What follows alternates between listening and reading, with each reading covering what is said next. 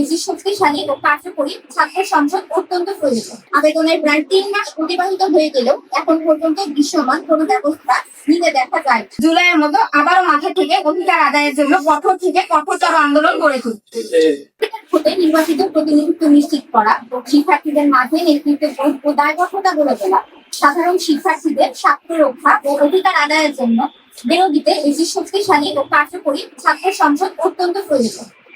এমনকি কোটা আন্দোলনের সময় শিক্ষার্থীদের ৯ দফা দাবির অন্যতম ছিল প্রত্যেক ক্যাম্পাসে ছাত্র সংসদ নির্বাচন আয়োজন করা। কিন্তু জুলাই বিপ্লবের ১ বছর পেরিয়ে গেলেও আবু সাইদের বিশ্ববিদ্যালয়ে তথা বেগম রোকেয়া বিশ্ববিদ্যালয়ে এখন ছাত্র সংসদ নির্বাচনের দৃশ্যমান কিছু দেখতে পাই।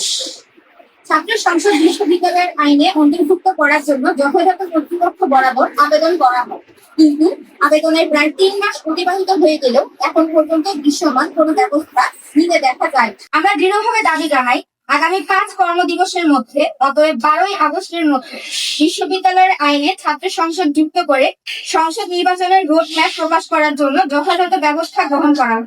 অন্যথায় আমরা বেগম রোকেয়া বিশ্ববিদ্যালয়ের শিক্ষার্থীরা জুলাইয়ের মতো আবারও মাঠে থেকে অধিকার আদায়ের জন্য কঠোর থেকে কঠোরতর আন্দোলন গড়ে তুলতে। বান্ডেল থাকলে প্রতি সেনমানিতে টাকা বাঁচবে।